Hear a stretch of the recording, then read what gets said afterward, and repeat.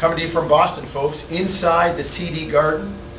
Paul Jones and Eric Smith getting ready for tonight's game with the Celtics. This is a lowrider. We are just off the Will McDonough press room. Raptors are actually out on the floor right now. Behind the camera, behind the wall is the court right now. So this is like one of the family rooms or something where you know, kids and family members hang out before and during the game.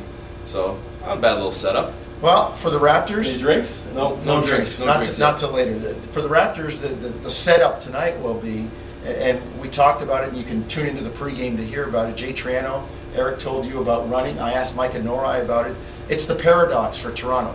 You want to run to get easy baskets against one of the best defensive teams in the NBA, but at the same time, when you don't get something quickly, you've got to be patient enough to work the ball from side to side to move their defense. So Toronto really has the push and the pull tonight against a very good Celtics squad. Well, they're going to have to do it undermanned again, which has obviously been the theme for quite a while now. Sonny Weems is still back in Toronto, not with the team, and Triano did say that he's hoping that Sonny Weems is able to return to practice maybe by tomorrow. I don't know if he'll be able to, though. His status for Sunday is still kind of up in the air. But as for the game specifically tonight, in terms of players that are with the team but unable to play, Jared Bayless is a no-go.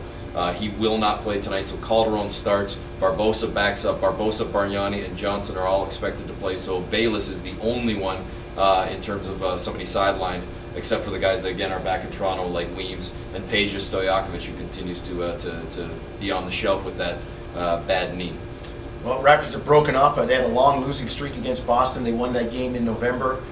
Were able to snap that off. They haven't won here in Boston in a long time. It's going to take a solid effort tonight. It's going to take trying to shut down some guys that are playing well for Boston right now. Ray Allen, Paul Pierce, Rondo back in the lineup. They're still playing without Kevin Garnett, who is kind of their defensive anchor, but at the same time, they're a pretty good defensive squad. Look, they held San Antonio, under 95 points the other night. The key with Boston is, if you can hold them down, you got a shot to win. And there are 2 losses at home this year.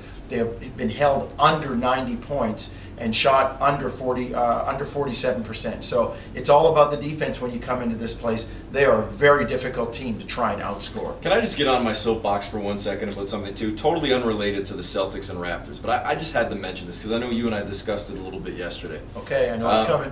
You might not. You might not, because you might be thinking one thing, all right, but I'm actually thinking something else we discussed. Okay. We'll get into that other thing a little bit further down the road. That's a little tease for a future vlog. Yes.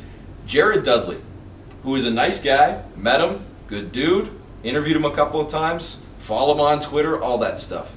But he's the latest of a number of NBA players who I've heard over the last couple of weeks, let alone the last couple of months, who has said, and I'm kind of paraphrasing, hey guys, better save your money, we got a lockout coming. Save your money, we could be gone as long as a year. I don't know what's going to happen with the NBA lockout, if there is going to be one. I think there will be. I don't know how long it will be. How many games will be lost? How many games will be lost? Right. If the season's lost, that would be ridiculous, but we'll see. But I am sick and tired of multi-million-dollar athletes telling folks that you need to save your money. If you're not responsible enough with your money, that's your fault. That's not anybody else's fault. And you should not have to save your money. What the average NBA salary, I believe, is just under $5 million. But let's just say, follow with me for some bad math for a second, all right? If you're making $100,000 every 2 weeks, let's say there's 24 pay periods or 26 pay periods in a year, okay? Getting a paycheck every 2 weeks. If you were getting $100 grand every 2 weeks, you're only making $2.6 million. Almost half of what the average payroll is, or the average salary, excuse me, is in the NBA. Hold on a second. second. That one paycheck, that's winning the lottery. $100,000, it's more than I make, and that's one paycheck. And I guarantee it's more than what most of you make. I think in the States, I saw 1%. 1% of the United States, 1% makes more than $125,000. The average household income in Canada, is about $85,000. Yeah. Now, I don't know about you, but that's more than I make. And for an NBA player to only make $2.6 million, that means they got a paycheck coming in every 2 weeks of $100,000. So don't let me ever see another tweet or comment about, hey boys, we got to save our money.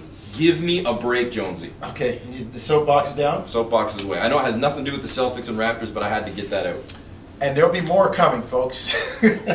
Well, you know me, I got lots of soapboxes, as he does too. Yeah, I do too, but only one soapbox per vlog. Eric's had it. Tonight, pregame at 7, tip-off at 7:30 here in Boston. Julian Wright, Jay Triano, Micah Nori, Jack Armstrong, all on the pregame show. Loaded pregame. Got to tune in. All right.